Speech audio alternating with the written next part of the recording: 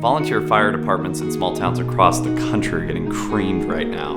Cook County no longer has their own fire department. They were given only a 10-day notice that the Oak Ridge Volunteer Fire Department would be shutting down. The Providence Volunteer Fire Station will close for good. Two Rivers Volunteer Fire Department will now shut down. The Ingram Borough Council voted last night to eliminate their volunteer fire department. People who live there are not happy about the decision. For those of you guys who don't know, there's a guy who wrote us a letter that actually made its way to my desk that is the reason I'm here, and I assume you're Justin. Yes, sir, I am. Very nice to meet you. When you wrote in, did you expect to hear anything back? No, I did not. No. I mean, you guys are so huge. I got an email from a guy named Justin Pence. He's part of our Indiana TheCHIVE chapter, and he was letting us know that his fire department's about to go under. Dave, the town council from my town has been discussing ways to save money. My fire department is in the hot seat. They don't have the money to keep us afloat and pay for much needed maintenance on our fire station. We were originally at around the $70,000 mark on funding. It just recently got cut a couple years ago to about $55,000. About a third of all that money goes to insurance. We have enough funding to replace some of the tools that need replaced, and after that, I mean, we don't really have much. I see problems down the line. Our bay doors are falling apart. Are these the garage doors that are open? Yep. And these are the two worst doors we have. So do they open all the time, reliably? Reliably, no. So that sometimes they don't open? Sometimes they don't open. And at a fire station, yeah. Our station was built in the early 1900s as a factory. It was later renovated in the early 60s and hasn't been modified much after. Describe what the new funds would mean to you guys.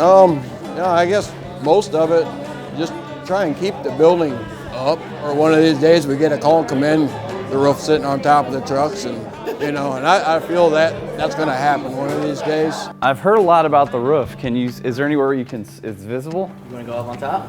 Of the roof? Yeah. That is failing? You have to climb an old radio antenna to get up on the roof. But once you're up there, you notice that it's just old sheet metal, really, that's rusting through. That's our biggest concern right now. Without a roof, we don't have anything. We also have members that have outdated gear and worn out gear, which is a huge safety concern. How much do these cost? $4,000 a piece. These are $4,000 a piece?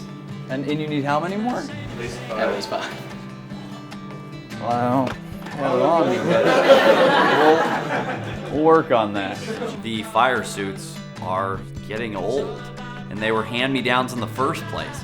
I don't want to go into a bar with a hand-me-down t-shirt from my brother, much less run into a burning inferno with hand-me-down equipment that's 8 years old from another fire station. Whoever needs our help right now is not getting it. How do I get it zipped? Is there a cheat mode? Keep calm and chive on. Fort Wayne native John Resig traveled back to Northeast Indiana to give a $5,000 donation to the Hudson Volunteer Fire Department Saturday. Now Resig plans on giving his 30 million Chivers involved in donating to the department, as he will launch a flash campaign on Wednesday. If you're not extremely familiar with the Chive, there's a measure of skepticism that can accompany a flash campaign.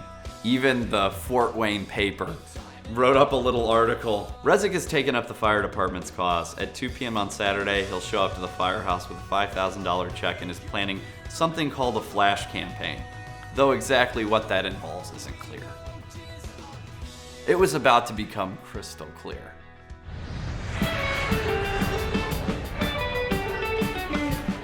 The whole Chive office gets involved in the campaign. And again, we always lead by example. So 150 employees are the first one to sit at their computers and donate money to the Hudson Fire Department. Today I'm rocking the Hudson Volunteer Fire Department shirt, and we've raised, after only 1 hour, we're at $13,700. Which is awesome because I get really nervous when I launch these stories. I always wonder if it's gonna work or not. It's funny watching these donations come in. It's like $20, $25, $200. It's like $300 every minute is what we're averaging right now. It's crazy. Yeah. And then when we get close to hitting the goal, everyone in the office gathers around the TV upstairs to sort of mash load the page until it hits the $30,000 mark.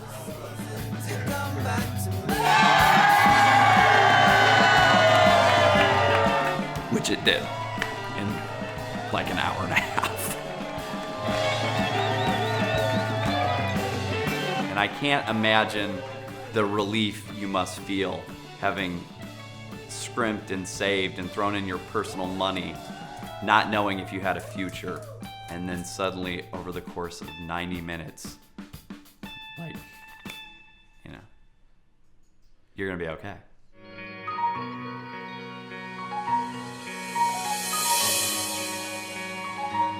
That's incredible. That is awesome. That's so cool to see him giving back to his home community. I've been on the Chive website. They honestly do so much all across the nation. Love to see stuff like that. I mean, this is a huge step, not only for our fire department, but for our town. We're not the ones benefiting off of this, our town is. So it's the people that actually pay their taxes, and they know that they have support when they need it. Because we're there at their worst moment in their life, and that's what matters for us.